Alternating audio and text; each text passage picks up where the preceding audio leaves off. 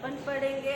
अपन ने opening balance of cash और bank पढ़ा था लास्ट लेक्चर में। अपन ने opening balance of cash account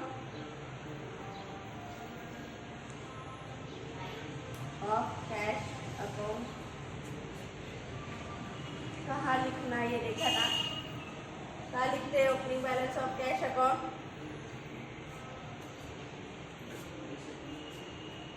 यहाँ पे एसेट में लिखते, रिसिप्ट में लिखते, रिसिप्ट साइड में लिखा जाता। ठीक है, रिसिप्ट साइड में ये बोलो, रिसिप्ट साइड में क्यों लिखा, पेमेंट साइड में क्यों नहीं लिखा? पेमेंट साइड में पेमेंट, हाँ ये बोलना चाहिए कि ओपनिंग बैलेंस ऑफ कैश कौन सा है, मतलब डेबिट बैलेंस है या क्रेडिट बैलेंस है। 99.99% कैश का क्रेडिट बैलेंस नहीं होता है, सिर्फ डेबिट ही होता है। ठीक है, ऐसा क्यों? क्योंकि कैश कभी भी निगेटिव नहीं हो सकती, वो पॉजिटिव ही होती है ना। ऐसा बता सकते क्या कि मेरे गुल्लक में -200 रुपीज़ कैश है, ऐसा बता सकते क्या? नहीं। एक तो क्या बताएंगे, प्लस है तो गुल्लक ला के देंगे, देखो इसमें कितने पैसे हैं। या तो क्या बताएंगे, पैसे नहीं है, -200 रुपये है, ऐसा बता सकते क्या अपन? नहीं। इस वजह से कैश का बैलेंस जो भी ओपनिंग दिया रहता वो 99.99% डेबिट होता है और उसको रिसिप्ट साइड में टू बैलेंस ब्रॉट डाउन बोल के रिकॉर्ड किया जाता है। ठीक है, लेकिन बैंक बैलेंस के केस में ऐसा नहीं होता है। बैंक बैलेंस इधर डेबिट बैलेंस और क्रेडिट बैलेंस, बैंक बैलेंस दोनों हो सकते हैं, कैश और डेबिट बैलेंस भी हो सकता है और क्रेडिट बैलेंस भी हो सकता है। मतलब क्या, अगर बैंक अकाउंट में कुछ पैसे डिपॉजिटेड है तो ऐसे सिचुएशन में वो कौन सा बैलेंस रहेगा? Debit balance.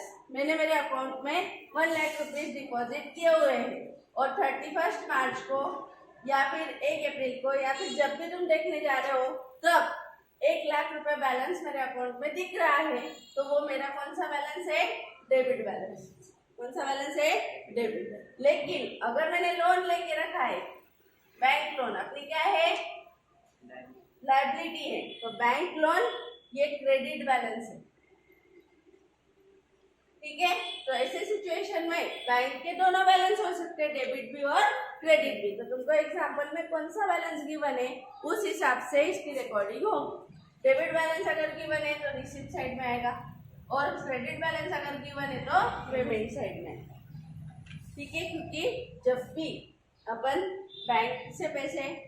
बैंक में पैसे डिपॉजिट करते हैं तो उसको डिपॉजिट ऐसा बोला जाता है, उसको डेबिट बैलेंस ऐसा बोला जाता है। और जब अपन बैंक से पैसे लोन बोल के लेते हैं तो ऐसे सिचुएशन में अपने को उसका पेमेंट फ्यूचर में जाके वापस करना होता है, इस वजह से उसको लायबिलिटी माना जाता है और उसको क्रेडिट बैलेंस बोलते हैं। ठीक है, तो चलो आगे। फिर अपन ने देखा था डेबिट क्रेडिट बैलेंस कहाँ पे रिकॉर्ड करना। उसके बाद अपन ने देखा था कि चेक रिसीव हुआ है, क्या हुआ? Check receive. चेक जब रिसीव हुआ तो चेक के दो टाइप होते हैं, कौन से? क्रॉस चेक और सेकेंड है बियरर। क्रॉस चेक और बियरर। क्रॉस चेक मतलब जब चेक पे क्रॉसिंग की हो। ये क्रॉसिंग करने के कुल 8 टाइप्स है। कितने टाइप्स है? 8 टाइप से क्रॉसिंग की जा सकती है, बट नॉर्मली प्रैक्टिस में सिर्फ ऐसी 2 पैरेलल क्रॉस लाइंस डाल दी जाती चेक पे, जिससे ये हो जाता है कि ये पैसे क्या होंगे? अकाउंट में डिपॉजिट होंगे और लिखा जाता है अकाउंट पे। कुछ लोग इसको अंदर लिख देते हैं अकाउंट पे ही ओनली, या फिर अकाउंट पे, या फिर सिर्फ क्रॉसिंग कर दी तो भी मान लिया जाता है कि वो क्या है? क्रॉस चेक है। और उसके पैसे जिस पर्सन का नाम यहाँ पे लिखा हुआ है उसी पर्सन के अकाउंट में डिपॉजिट होंगे।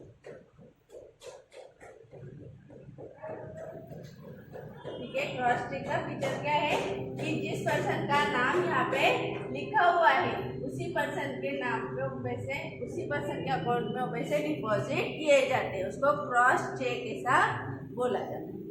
ठीक है, जब भी क्रॉस चेक रिसीव हुआ उसके पैसे कहाँ डिपॉजिट होंगे, जमा होंगे, बैंक अकाउंट में डिपॉजिट होगी। इसलिए जब भी क्रॉस चेक रिसीव की एंट्री होती है तो बैंक को डेबिट किया जाता और देने वाले को क्रेडिट किया जाता। फिर देने वाला कौन हो सकता, एक तो अपना कस्टमर होगा, या तो अपना क्रेडिटर्स एडवांस में दे रहा होगा, या तो अपने को इनकम मिली होगी, या तो अपन ने सेल किया होगा। नंबर ऑफ रीजन है कि जिस वजह से अपने को क्रॉस चेक मिला है। ठीक है, तो जिस भी रीजन से मिला है, जिसने भी दिया है अपने को, अपन बैंक को डेबिट कर देंगे और उस पर्सन को क्रेडिट कर देंगे। ठीक है, तो अपन यहाँ पे क्या पढ़ रहे हैं, cash book with bank column. तो अपने को अब कैश बुक जब ड्रॉ करेंगे, अपन ने फॉर्मेट लिख के लिया था, इधर आएगा कैश का कॉलम, इधर आएगा बैंक का कॉलम। तो जहां जहां बैंक जिस एंट्री में बैंक को डेबिट होगा वो सारी अमाउंट्स यहाँ पे टू डेटर्स मतलब कस्टमर, जिसने दिया उसका नाम और जो अमाउंट दी वो।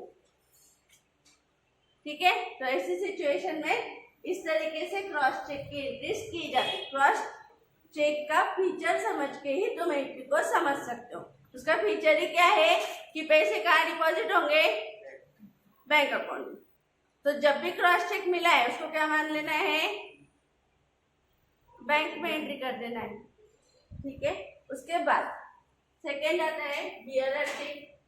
बियरर चेक ये कैश ट्रीट किया जाता है। क्या ट्रीट किया जाता है, कैश।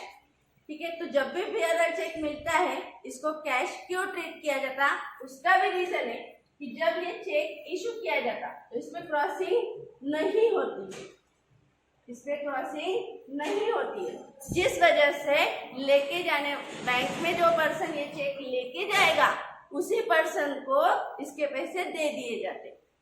ठीक है, सपोज मैं आज तुम लोगों को एक चेक लिख के दूं, ठीक है, और उस पर क्रॉसिंग नहीं करूं तो तुम लोग जाएंगे उनको काउंटर पे बोलेंगे कि सर इसके पैसे होना है, तो तुमको नाम पूछेगा, जो पर्सन का नाम उस चेक पे लिखा है तुमने बोल दिया कि मैं वो पर्सन हूँ, तो वो बोलेगा ठीक है इसके पीछे आपकी साइन और आपका नाम और आपका मोबाइल नंबर लिख दो। ठीक है, और पैसे आपको कैश में दे देगा। फिर इसके पैसे मेरे बैंक अकाउंट में डिपॉजिट हुए क्या, नहीं, इस वजह से फिर बैंक का कोई लेना देना है क्या। मैंने तुम लोगों को जो बियरर चेक दिया उसके पैसे बैंक ने कब दे दिए तुमको, जब तुम लेके गए तभी। ठीक है, ऐसा हुआ कि तुम्हारे अकाउंट में डिपॉजिट हुए। क्रॉस चेक अगर मैं दे दूं तुम लोगों को यहाँ पे लिख के अकाउंट पे ही ओनली, तो क्या होगा, ये चेक के पैसे कहाँ डिपॉजिट होंगे, बैंक। ठीक है, लेकिन बियरर चेक अगर मिला है तो उसका फीचर ही है कि वो कैश माना जाता है, क्योंकि जो पर्सन उसको लेके गया है उसी पर्सन को उसकी अमाउंट रिसीव हो जाती है। पक्का। ठीक है, तो बियरर चेक की एंट्री, बियरर चेक मिलने की एंट्री में कैश को डेबिट किया जाता है और देने वाले को क्रेडिट। फिर वापस इसके बहुत सारे रीजन, डेटर्स के पास से पैसे मिले होंगे, या क्रेडिटर्स से एडवांस मिला होगा, या कोई भी टाइप की इनकम मिली होगी, या सेल्स किया होगा। बहुत सारे रीजन है जिस वजह से अपने को बियरर चेक मिल सकता है। ठीक है, तो एग्जाम्पल में गिवन रहेगा कि कौन से टाइप का चेक। ठीक है, अब तुम लोगों को बियरर चेक मिला, तब तुमने एंट्री क्या की, cash account debit to debtors. Suppose मैं तुम्हारी कस्टमर हूँ, मैं तुम लोगों से गुड्स लेके आई थी। ठीक है, तुम लोगों को मैंने बियरर चेक दिया, तुमने एंट्री क्या की, इधर लिख लीजिए, एंट्री क्या की, कैश अकाउंट डेबिट टू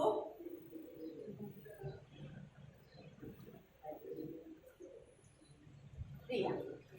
मैंने पहले क्या किया था, गुड्स सोल्ड कर दिया था, पहले क्या किया था, गुड्स सोल्ड कर दिया। कैश मेरे से तुम लोगों को,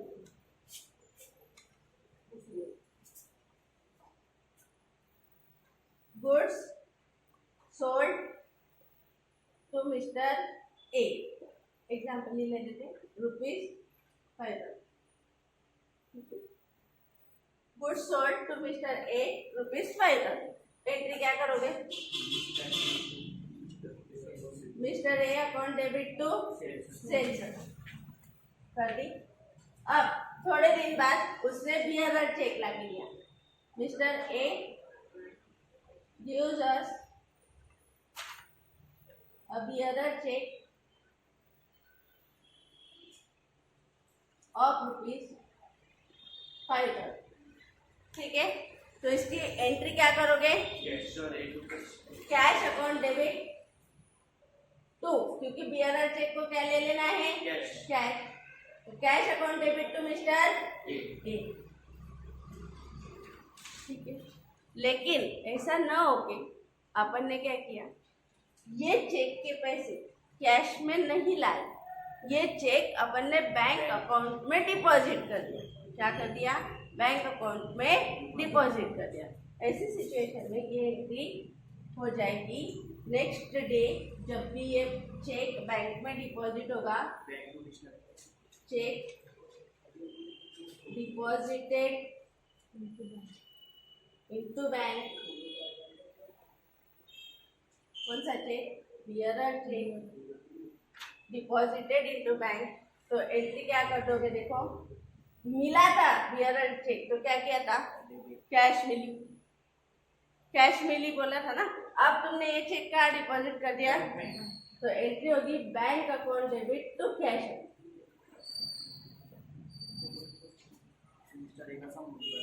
मिस्टर ए से पैसे की जगह क्या मिल गया था?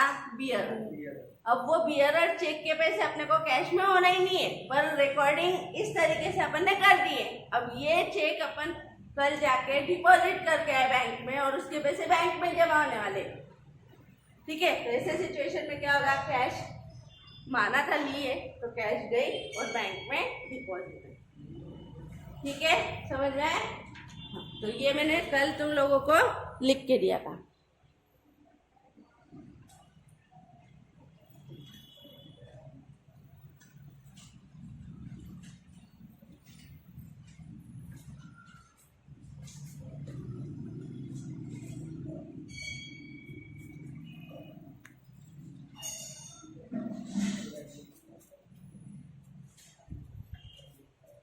ठीक है, तो देखो वापस अपन एक बार रिवाइज कर लेते।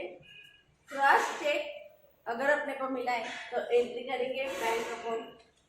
चेक मिला, बैंक अकाउंट डेबिट टू, जिसने दिया कस्टमर ने दिया तो कस्टमर का नाम, क्रेडिटर से एडवांस मिला तो क्रेडिटर्स का नाम, लोन किया तो लोन का नाम, इनकम मिली तो इनकम का नाम, सेल किया तो इनकम मिली तो सेल का नाम।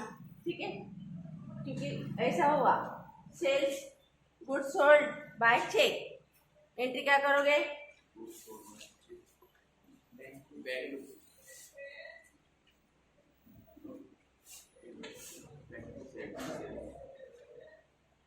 गुड्स सोल्ड बाय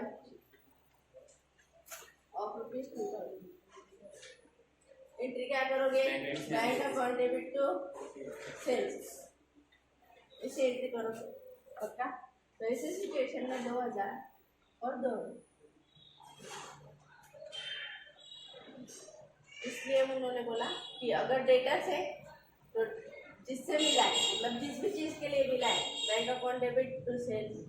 अगर बोला चेक रिसीव्ड फ्रॉम मोहन,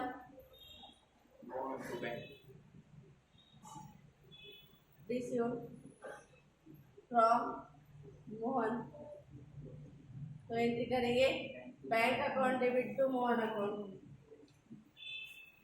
ठीक है, तो इस तरीके से वो एंट्री होती है। तो क्रॉस चेक जब तुम लोगों को गिवन है या चेक का टाइप गिवन नहीं है, तो तुम लोग डायरेक्टली वो पैसे कहाँ डिपॉजिट करोगे? बैंक में डिपॉजिट करोगे, पक्का?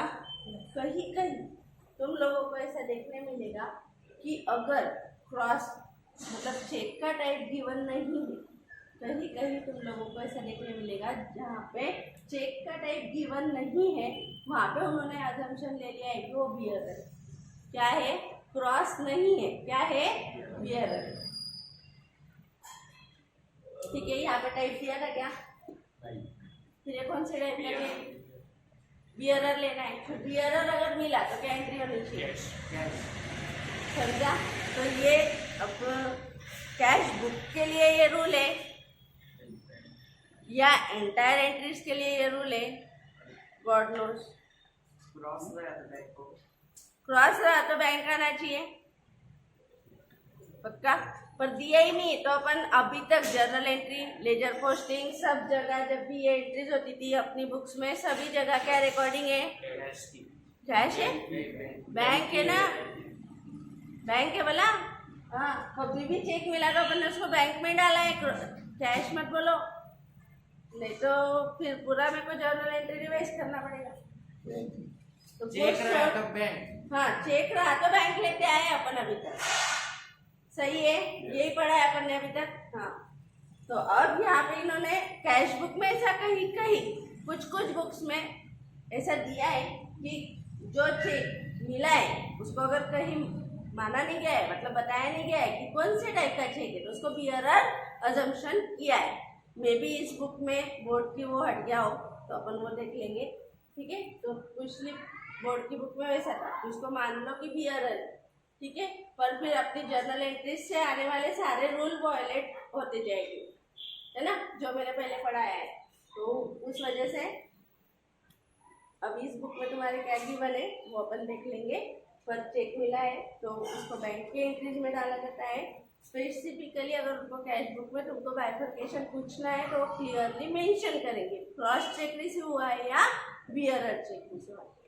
क्रॉस चेक रिसीव हुआ है तो तुमको बैंक ले लेना है, जो अभी तक नॉर्मल एंट्री अपन करते आए हैं, ठीक है। Check received from commission, for commission, check received for commission,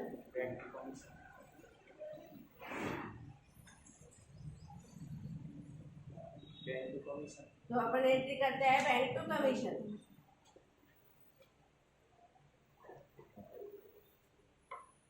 ठीक है। हाँ, और ऐसे दे दिया क्रॉस चेक तो भी यही एंट्री, ठीक है। बियरर चेक तो कैश टू कमीशन, हाँ ठीक है। Bearer cheque deposited into bank, bank to cash, cross cheque deposited into bank, no end. अपन ने लिख के दिया है, उस दिन मैंने एक्सप्लेन नहीं किया था क्योंकि वो ओपनिंग में ही बहुत सारा अपना डिस्कशन उस लेक्चर में हो गया था, तो वो ज़्यादा ऐसा जाता था, इसलिए मैंने उस दिन ज़्यादा इसको एक्सप्लेन नहीं किया, ठीक है। तो ये सबसे इम्पोर्टेंट वाली चीज़ है, चेक रिसीव होना, उसमें दो टाइप के चेक, क्रॉस चेक, बियरर। अब मैं तो बोलो कॉमन सेंस, अगर तुमने चेक दिया है, क्रॉस चेक दिया है, ठीक है, salary paid by cheque, salary ये लिख लोगे,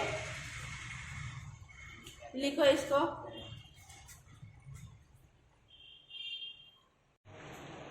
हाँ चलो। तो अपन क्या देख रहे थे, हाँ तो मैं बोल रही थी कि कॉमन सेंस, क्या कॉमन सेंस, अगर मैंने चेक दिया है, ठीक है,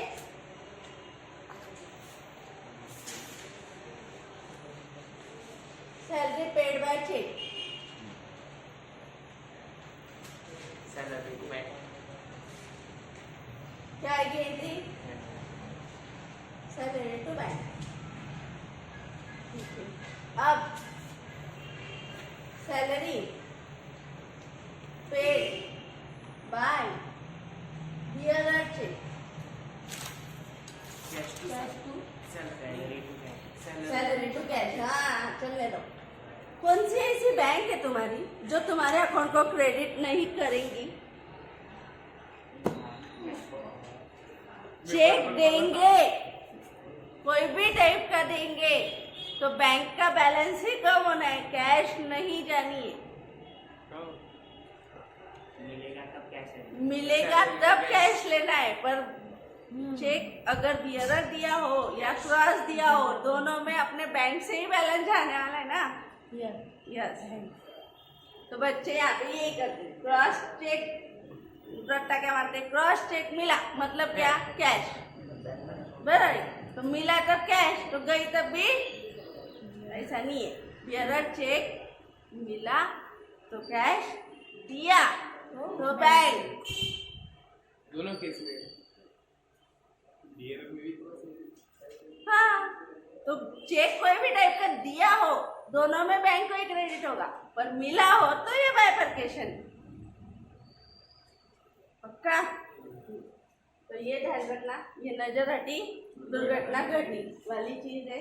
तो salary paid by bearer check हो तो भी कैश ना मैम, सैलरी तो वही बोल रही, मैंने देखो बियरर चेक दिया, मेरे कहाँ से बैलेंस कम होगा, फिर मैं क्या एंट्री करूंगी, सैलरी टू बैंक या वैष्णव टू क्रॉस चेक दिया, तो भी पैसे कहाँ से कम होंगे।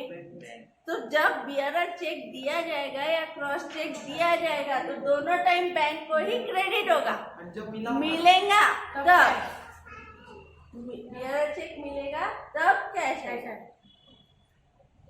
पक्का? अभी इसमें कोई बताने वाली चीज नहीं थी, पर बहुत इंपॉर्टेंट चीज थी। ठीक है, तो बियरर चेक अगर गिवन है तो ऐसी सिचुएशन में बैंक को ही क्रेडिट होगा। क्रॉस चेक भी है, ये फंसाने के लिए डाला जा सकता है, salary paid by bearer check. ठीक है, तो ये ध्यान रखना। हाँ, तो अपन अब आ जाते हैं, चेक रिसीव्ड हो गया अपना। चेक रिसीव्ड में क्रॉस चेक रिसीव हुआ तो बियरर चेक रिसीव हुआ तो चेक वापस बैंक में डिपॉजिट किया तो, ठीक है। उसके बाद अपन ले लेते चेक पेड या चेक गिवन या फिर चेक इशू भी बोला जाता है। ये नहीं लिखना था, यहाँ से वापस कर देंगे, चेक गिवन और इशू। ठीक है, अब चेक दिया या इशू किया तो ऐसे सिचुएशन में एंट्री विद क्रॉस है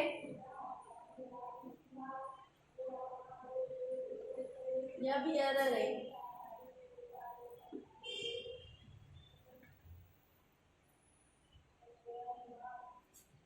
दोनों केस में बैंक ही आएगा। फिर salary paid by cheque, salary paid by bearer cheque, salary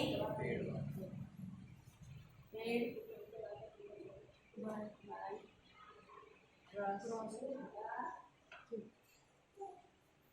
सब में क्या होगा, salary to bank, salary to bank, salary to bank.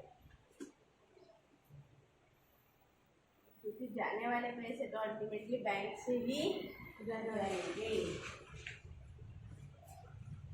ठीक है, अब ये तो सैलरी का एग्जांपल था। अगर किसी पर्सन को दिया होगा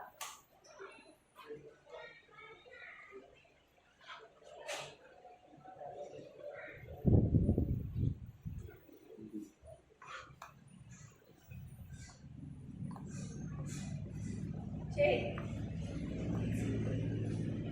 गिवन टू वैष्णव,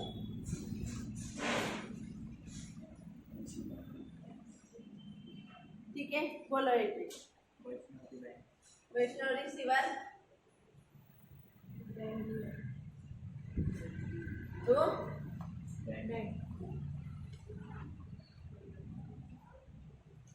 पक्का? तो फिर इतनी वैरायटी रिसीव्ड में जो थी, क्रॉस बियरर, फिर उसके अलग अलग एंट्री, उसकी डिपॉजिट की अलग एंट्री, वैसे यहाँ पे नहीं, सिंपल चेक किया बैंक से ही पैसे जाएंगे। तो किसी भी चीज़ के लिए जाओ पैसे, है ना, पर्सन को दे दो या एक्सपेंसेस पेड कर दो। तो ऐसी सिचुएशन में एक्सपेंसेस, क्रेडिटर्स, ठीक है। Expenses, creditors, purchases, assets purchase,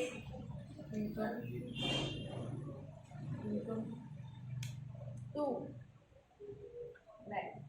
expenses के लिए चेक दे दो, क्रेडिटर्स को चेक दे दो, गुड्स परचेस करने के लिए चेक दे दो, या एसेट परचेस करने के लिए चेक दे दो, सबके क्रेडिट में बैंक ही आएगा। फिर कोई भी टाइप का चेक दे दो, बियरर दे दो या क्रॉस।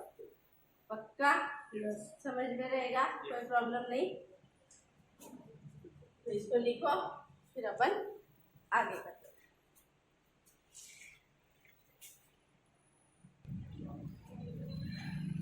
चलिए फिर आगे कैश विड्रॉल। अभी अपन ने चेक रिसीव्ड लिखा ना, उसको फर्स्ट नंबर दे देना, चेक इशूड को सेकंड दे देना। अभी थर्ड ले लेते हैं,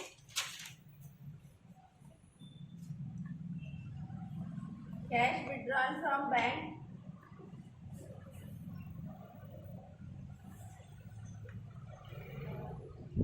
और personal use.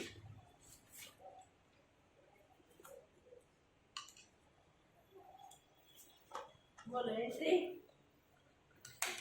Cash withdrawal from bank for personal use, drawings about debit to bank.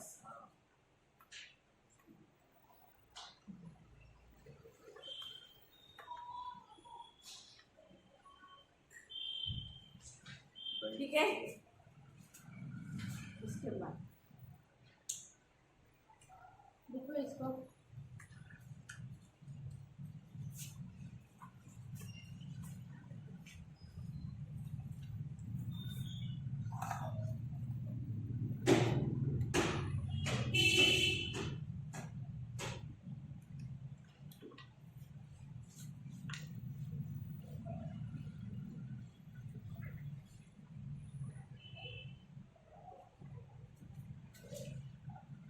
और चेक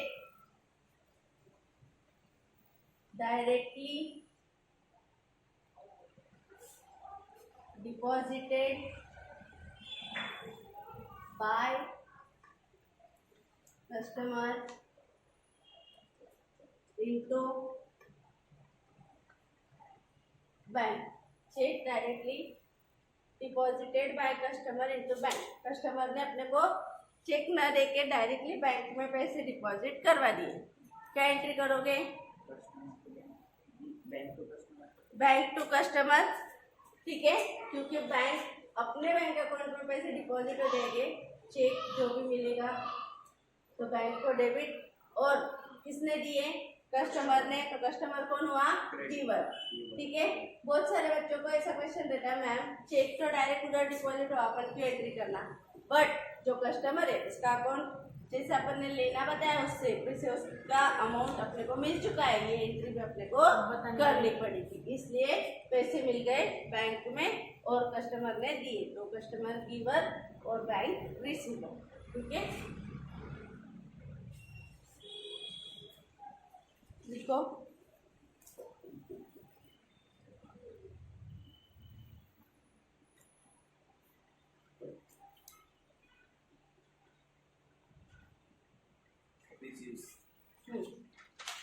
फिर लिखो इंटरेस्ट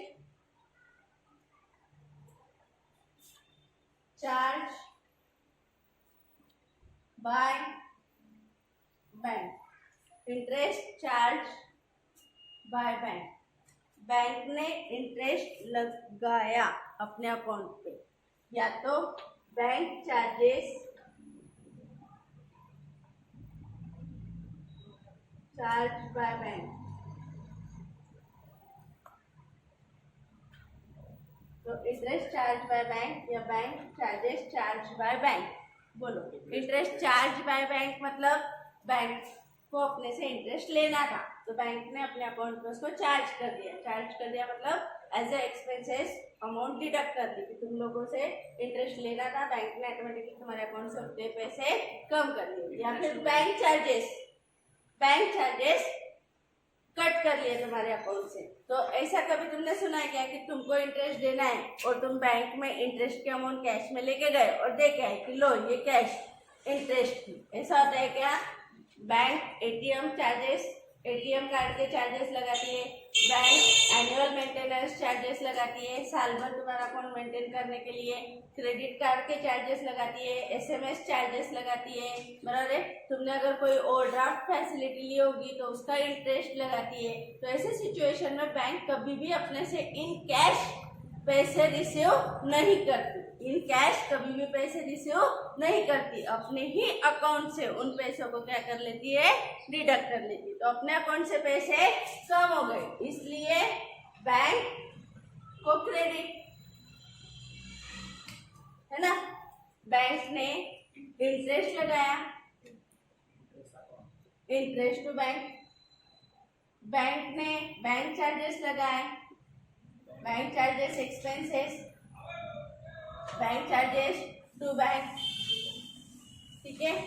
एटीएम चार्जेस लगाए, उसको बैंक में credit card charges, SMS charges, सभी टाइप के चार्जेस या एक्सपेंसेस बैंक अपने को क्या कर देगी? क्रेडिट कर देगी, अपने अकाउंट से इतने पैसे डिडक्ट कर देगी। तो अपन एंट्री करेंगे अपना इतना खर्चा हुआ और बैंक से इतने पैसे कम हुए, ठीक है। एंट्रीज ध्यान में रखना जरूरी है। मैं खुद ही डिटेल एंट्रीज ले रही हूँ क्योंकि ये एंट्रीज तुमको फ्यूचर में और काम में आएंगी, क्योंकि जब अगला टॉपिक पढ़ेंगे बैंक रिकन्सिलेशन स्टेटमेंट, तो उस टॉपिक में फिर अपने को अगर करेक्ट एंट्री नहीं पता है या फिर बैंक बैलेंस में क्यों डिफरेंस क्रिएट होता है, ये सब ढूंढने के लिए अपने को ये एंट्रीज यूजफुल होती है, ठीक है। तो interest charge by bank, charge करना मतलब एक्सपेंसेस लगाना, ठीक है। इंटरेस्ट अलाउड बाय बैंक,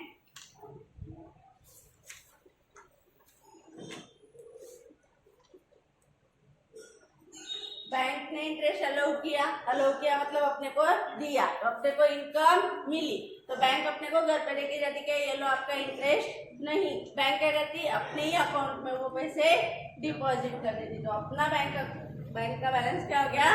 बढ़ गया। Bank account debit to interest,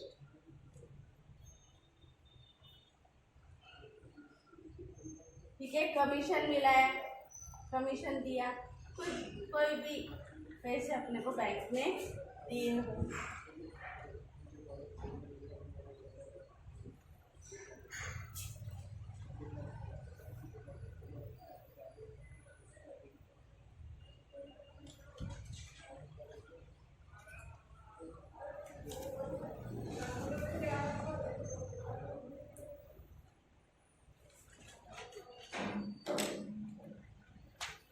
उसके बाद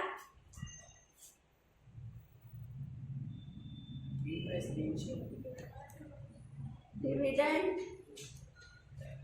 और इनकम कलेक्टेड बाय बैंक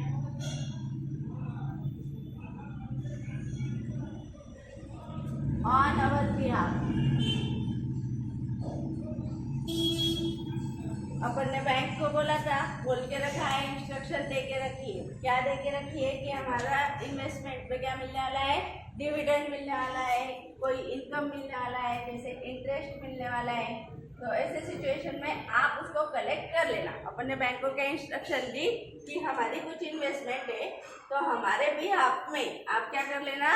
वो पैसे रिसीव कर लेना, ठीक है। तो अब बैंक क्या करेगी? जिस कंपनी के शेयर्स या डिबेंचर्स का इंटरेस्ट और डिविडेंड अपने को मिलना है, उनसे डायरेक्टली कलेक्ट करके अपने बैंक अकाउंट में डिपॉजिट कर दी, है ना। तो फिर ऐसा क्वेश्चन आएगा कि मैम उनको बैंक को कैसे पता? तो अपन सारी इन्फॉर्मेशन दे देंगे कि हमारे इस कंपनी में शेयर है, उस पर जो भी डिविडेंड मिलेगा आप उस कंपनी से वो रिलेशन मेंटेन कर लो, या फिर कंपनी से जो भी तुम्हारी लीगल फॉर्मेलिटीज है उसको कंप्लीट कर लो, और जो भी इंटरेस्ट मिलेगा वो यहाँ पे डिपॉजिट कर लो। या फिर अपन कंपनी को अपना बैंक अकाउंट नंबर भेज देंगे कि हमारा बैंक अकाउंट आपके पास लिंक कर लो, तो बैंक में डायरेक्टली वो पैसे डिपॉजिट हो जाएंगे। तो तो बैंक को ऐसा जाके कलेक्शन करके लाना है क्या? नहीं, सिर्फ अपने को या बैंक अपने भी आप में कंपनी को इंस्ट्रक्शन देगी कि आप हमारा बैंक अकाउंट इस पर्सन के नाम के साथ लिंक कर दो। जैसे आधार कार्ड लिंक करते हैं अपन बैंक अकाउंट को, तो क्या होता है कि आधार कार्ड की पूरी डिटेल बैंक वालों को दिख जाती है और आधार वालों को बैंक की पूरी डिटेल दिख जाती है।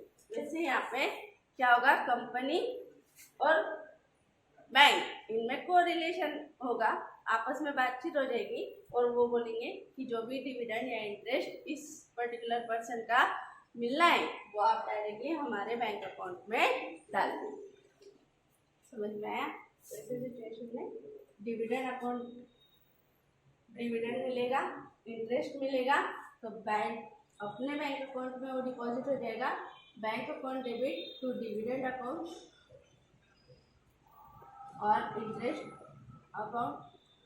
तो इंटरेस्ट ऑन इन्वेस्टमेंट भी हो सकता, इंटरेस्ट ऑन डिबेंचर भी हो सकता, डिविडेंड रिसीव्ड भी हो सकता। ठीक है, तो अभी तक अपन ने ये एंट्री पढ़ी थी, डिविडेंड रिसीव्ड बाय चेक। ठीक है, तो अपने को चेक मिलता था, फिर अपन बैंक में जाके डिपॉजिट करते थे, तो अपन एंट्री करते थे बैंक टू डिविडेंड, है ना। अब यहाँ पे चेक नहीं मिलेगा, डायरेक्टली कंपनी कहाँ डाल देगी पैसे? बैंक। क्यों डाल देगी? तो अपन ने बैंक को बोला है कि हमारी डिटेल आप लिंक कर लो और जो भी पैसे आएंगे वो डायरेक्टली बैंक में ले लो का। तो जब कोई भी इनकम बैंक ने अपने बिहाफ में कलेक्ट की, ठीक है, रेंट रहता तो रेंट कलेक्टेड बाय बैंक, तो बैंक को ऑर्डर दे के आते कि हमारे बिहाफ में आप जाना और रेंट का कलेक्शन करके ये पैसे बैंक में डाल। ठीक है, तो कस्टमर के बिहाफ में जब बैंक इनकम कलेक्ट करके लाती है तो बैंक कस्टमर के अकाउंट को डेबिट कर देती है और इनकम के अकाउंट को क्रेडिट हो जाता है।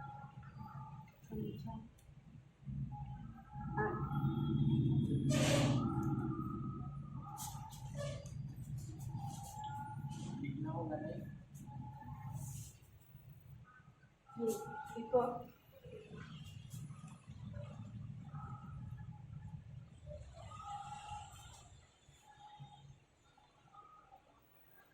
Electricity charges, telephone bill,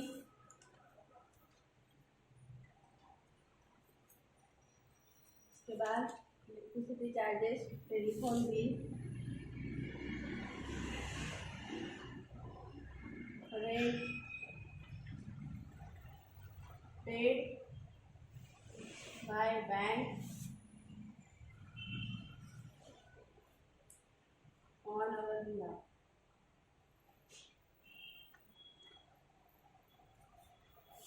Or on standing instruction. क्या हुआ? Electricity charges, telephone charges, rent paid by bank on our behalf. अपन ने बैंक को बोल दिया है क्या कि हमारा जितना इलेक्ट्रिसिटी का बिल जनरेट होगा आप पेड कर देना, टेलीफोन का बिल जनरेट होगा आप पेड कर देना, रेंट जितना पेड करना है शॉप का वो आप पेड कर देना। ठीक है, तो ऐसे सिचुएशन में क्या होगी, एंट्री अपने बैंक अकाउंट से उतने पैसे डिडक्ट हो जाएंगे, है ना, और अपन उसकी रिकॉर्डिंग कर लेंगे कि इलेक्ट्रिसिटी चार्जेस कहाँ से पेड हुए? बैंक से। तो electricity charges account debit to bank, telephone account debit to bank, rent account debit to bank. पक्का? इलेक्ट्रिसिटी और टेलीफोन और रेंट। अब अपन ने बैंक को इंस्ट्रक्शन दी कि ऐसा करना, इसलिए बैंक को ऐसा करती। LIC प्रीमियम के बारे में ऐसा बहुत देखने मिलता है, LIC प्रीमियम हो या इंश्योरेंस प्रीमियम हो, LIC मत लो, इंश्योरेंस ले लो, क्योंकि LIC लोगे तो वो प्राइस में चला जाएगा। तो इंश्योरेंस, इलेक्ट्रिसिटी, टेलीफोन, रेंट, ठीक है, ये सब अगर अपने बिहाफ में, अपने इंस्ट्रक्शन पे, अपने सूचना से अगर बैंक ने पेड किया है तो अपन उसकी एंट्री क्या करेंगे? इंश्योरेंस, इलेक्ट्रिसिटी, टेलीफोन, रेंट जो भी पेड किया है उसको डेबिट और बैंक को क्रेडिट। ठीक है, तो एक्सपेंसेस जल्दी समझ में आते कि अपने बिहाफ में बैंक में, अपने बिहाफ में बैंक में खर्च किया, तो जो खर्चा है उसको डेबिट और बैंक गिवर बैंक को क्रेडिट। जस्ट एग्जैक्ट उल्टा है यहाँ पे कि बैंक ने अपने बिहाफ में पैसे कलेक्ट किए, तो बैंक रिसीवर अपने बैंक अकाउंट में पैसे डिपॉजिट होंगे। और किस चीज़ के लिए पैसे डिपॉजिट हुए? डिविडेंड, इंटरेस्ट, इंश्योरेंस वगैरह। ठीक है,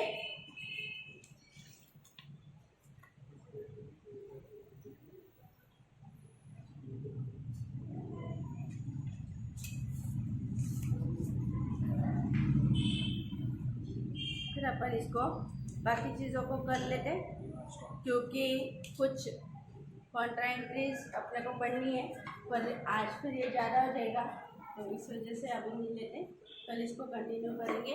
कल सेविंग अकाउंट से करंट अकाउंट में पैसे ट्रांसफ़र करेंगे तो क्या एंट्री होगी, करंट अकाउंट से सेविंग अकाउंट में पैसे ट्रांसफ़र करेंगे तो क्या एंट्री होगी, बैंक लोन अकाउंट से करंट अकाउंट में पैसे ट्रांसफ़र हुए तो क्या एंट्री होगी, करंट अकाउंट से बैंक लोन में पैसे ट्रांसफ़र हुए तो क्या होगी, और कॉन्ट्रा एंट्रीज मतलब जब अपन पैसे विड्रॉ करते, cash withdraw from bank, cash deposited into bank, ये जो कॉन्ट्रा एंट्रीज है, bearer cheque deposited into bank, ये जो कॉन्ट्रा एंट्रीज है, इनके लिए क्या क्या एंट्रीज होती है। तो ये एक इम्पॉर्टेंट सेशन है, तो कल अपन उसको कंटिन्यू करें। ठीक है, इतना लिख लो।